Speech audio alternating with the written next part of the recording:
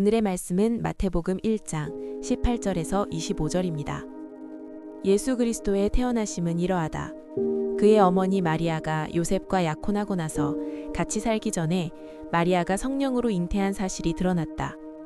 마리아의 남편 요셉은 의로운 사람이라서 약혼자에게 부끄러움을 주지 않으려고 가만히 파혼하려 하였다.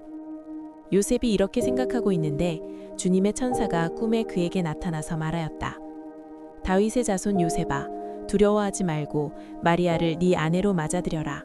그 태중에 있는 아기는 성령으로 말미암은 것이다.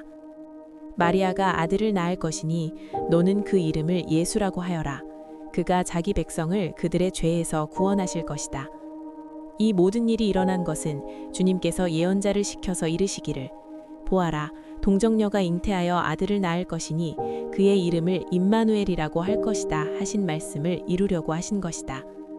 임마누엘은 번역하면 하나님이 우리와 함께 계시다는 뜻이다. 요셉은 잠에서 깨어 일어나서 주님의 천사가 말한 대로 마리아를 아내로 맞아들였다. 그러나 아들을 낳을 때까지는 아내와 잠자리를 같이 하지 않았다. 아들이 태어나니 요셉은 그 이름을 예수라고 하였다. 기쁜 성탄절이 얼마 남지 않았습니다. 하나님의 아들은 팔레스타인의 작은 소녀의 몸을 통해 이 땅에 오셨습니다.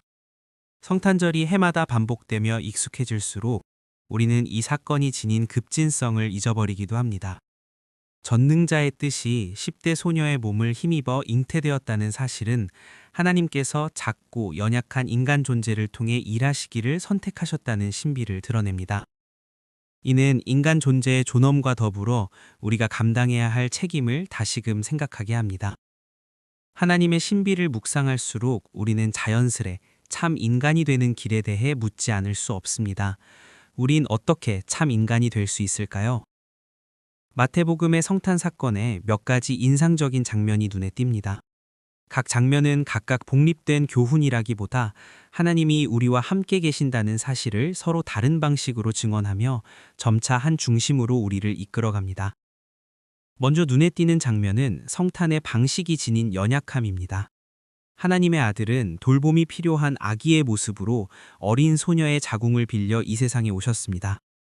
연약한 인간 존재는 하나님의 일하심이 시작되는 자리가 됩니다.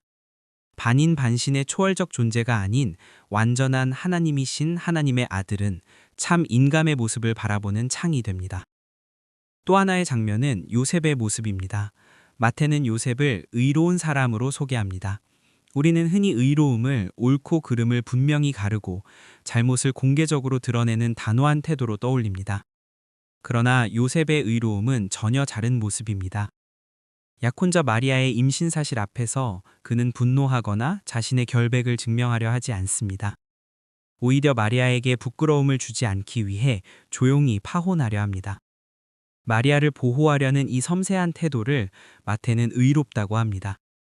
정의를 외친다며 반사회적 주장을 일삼고 의로워지기 위해 사회적 신의까지 저버리는 행동과는 결이 다릅니다. 요셉의 모습은 우리가 단연하게 여겨온 정의의 이미지에 중요한 질문을 던집니다. 과연 진정한 의로움이란 무엇일까요? 이어지는 장면은 요셉의 꿈입니다. 요셉의 꿈은 허황된 자기 욕망을 투사하는 창이 아닙니다.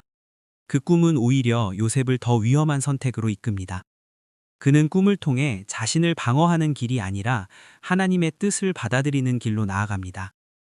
이 장면은 애굽에서 야곱의 가족을 구원으로 이끌었던 야곱의 아들 요셉을 떠올리게 합니다.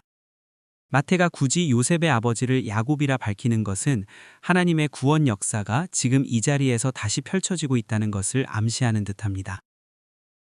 이 모든 장면은 임마누엘, 곧 하나님이 우리와 함께 계시다는 주제로 향합니다. 임마누엘은 하나님께서 인간의 연약함과 복잡다단한 현실 가운데로 들어오셨다는 선언입니다. 하나님은 멀리 계신 분이 아니라 흔들리는 인간의 삶 속에 함께 머무르시며 역사하시는 분이십니다. 최근 저는 토마스 켈리의 영원한 현재를 다시 읽으며 임마누엘의 의미를 되새겼습니다. 그는 하나님의 현존, 곧 쉐키나의 영광을 의식하며 살아갈 것을 말합니다. 그러나 그의 신비주의는 내면으로 도피하라는 권면이 아닙니다. 그는 하나님의 임재를 깊이 묵상했던 퀘이커 신자들이 노예제도와 고리대금, 전쟁이나 폭력 사용에 맞서 행동했던 역사를 상기시킵니다. 하나님의 신비를 만나는 사람은 세상으로부터 멀어지는 것이 아니라 오히려 더 깊이 세상 속으로 들어가게 됩니다. 종교에서 우선적인 것은 이론이나 교의가 아니라 실천이며 기독교적인 실천은 표면적인 행위 안에서 고갈되지 않는다. 그것인 뿌리가 아니라 열매다. 실천하는 기독교인은 우선적으로 내면의 성소를 향한 영원한 회귀를 실천하는 사람이며 세상에 그 빛을 가져와 주고 다시 판단하는 사람. 소란스럽고 변덕스러운 세상에 빛을 가져와 그것을 재창조하는 사람이다. 영원한 현재 22쪽. 기도에는 눈을 감고 하는 기도와 눈을 뜨고 하는 기도가 있습니다. 눈을 감고 하는 기도는 고요 속에서 하나님의 임재 앞에 머무는 시간입니다. 그 기도는 눈을 뜨고 하는 기도로 이어집니다. 눈을 뜨고 하는 기도란 하나님께서 지금 이 세상에서 어떻게 일하고 계시는지를 바라보고 그 일하심에 함께하는 실천적 기도입니다. 성탄의 밤은 고요합니다. 우리는 그 고요 속에서 눈을 감고 우리와 함께 계신 하나님 앞에 섭니다. 그러나 성탄은 그 밤으로 끝나지 않습니다. 다음 날 아침 하나님께서 연약한 우리를 통해 이 세상 한가운데에 계시다는 사실을 깨닫고 그 뜻에 응답하며 살아갈 때 성탄은 비로소 완성됩니다. 임마누엘 하나님은 지금도 우리와 함께 계십니다.